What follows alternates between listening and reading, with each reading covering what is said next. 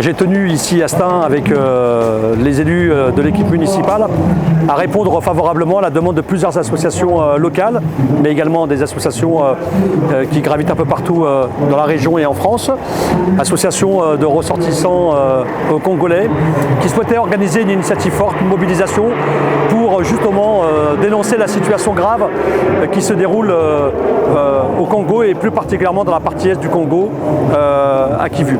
Et on a souhaité le faire ici à Stains parce que justement le combat de cette ville populaire, de cette ville solidaire et de cette ville monde, c'est le combat contre toutes les formes d'injustice et tout particulièrement quand des peuples sont opprimés. Et c'est le cas pour le peuple congolais qui malheureusement depuis de très nombreuses années est en train de subir un véritable massacre, il faut même employer le terme de génocide, est en train de subir un génocide dont malheureusement la communauté internationale ignore totalement et ne regarde pas la vérité en face.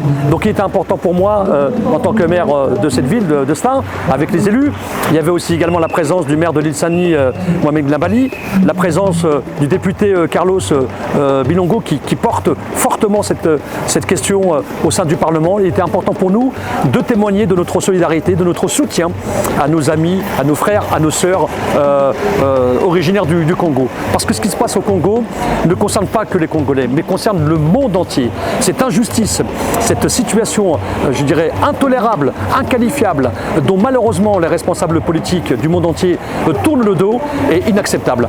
Parce que évidemment, nos responsables politiques, nos gouvernements préfèrent être sur, je dirais, un intérêt économique financier que de penser aux vies, de penser aux humains. Et cette situation est inacceptable. On ne peut pas laisser un peuple, plus de 10 millions de morts, voire peut-être beaucoup plus, des millions de femmes qui ont été violées, des enfants orphelins. Et ça, c'est une situation qu'on ne peut pas accepter. Partout où il y aura une injustice dans ce monde-là, et c'est le cas en ce moment au Congo et malheureusement dans d'autres endroits de cette planète, on sera vent debout pour protester, pour justement exiger à ce qu'une justice et que la vérité soit faite une bonne fois pour toutes. Parce que là, les vies humaines sont beaucoup plus importantes que les intérêts économiques.